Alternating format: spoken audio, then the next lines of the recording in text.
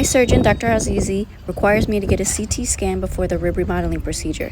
This is where I went, Preferred Surgery Center. It was super fast, it was super clean, it was also very affordable. The place I was going to go before this was going to charge me $3,900 out of pocket. This place only cost me $325. I filled out some paperwork, they took me to the back, and that's where I went ahead and I disrobed. I put a gown on right there on the side. You'll go in there, put a gown on. Over here to the left, this is where the CT scan is. I laid down on there. It was about 5 minutes at the tops. Then he took me back to tech and showed me this is where my lungs were. The tech also, of course, showed me the 3D imaging of the ribs as well. And then when I got finished with that, he gives me a disc that I brought back to Dr. Azizi. And then Dr. Azizi went ahead and explained everything to me, which I will show right now. We're gonna jump on the computer, we're gonna bring up her CT, her 3D reconstruction of her ribs, and we're just gonna talk through what we look for when we're doing the planning. All right, so we got the 3D reconstruction of the ribs for Samantha here, and we always want everybody to get a 3D reconstruction of the ribs because we're looking for a few things. Number one, people can have missing ribs, you gotta know that before surgery. People can have scoliosis, that changes the curvature, we have to maybe address that during surgery.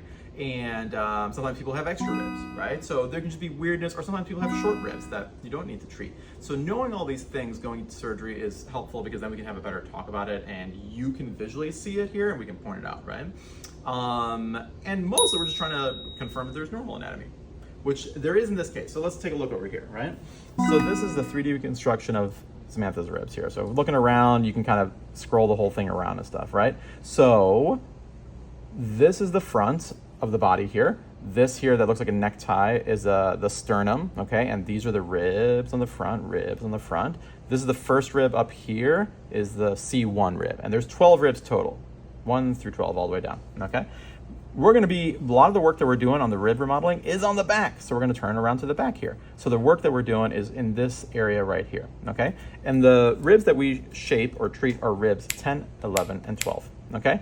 11 and 12 are called floating ribs, and those are basically not connected to anything else except for right over here. That's why we can make a little snip right here and a little snip right here and bend them inward, and they'll just float inward and be more of a narrow waist. So what I was looking for here is basically make sure that there's good length on number 12. She has equal looking ribs. They're symmetrical on both sides. There's not really much scoliosis or anything like that going on. They're good length. And so this is a ideal candidate, right? We have good ribs, nothing too crazy here, and we can make our little cuts there, and usually you'd make it right about there, there, there, and shape them inward, and that's pretty much it.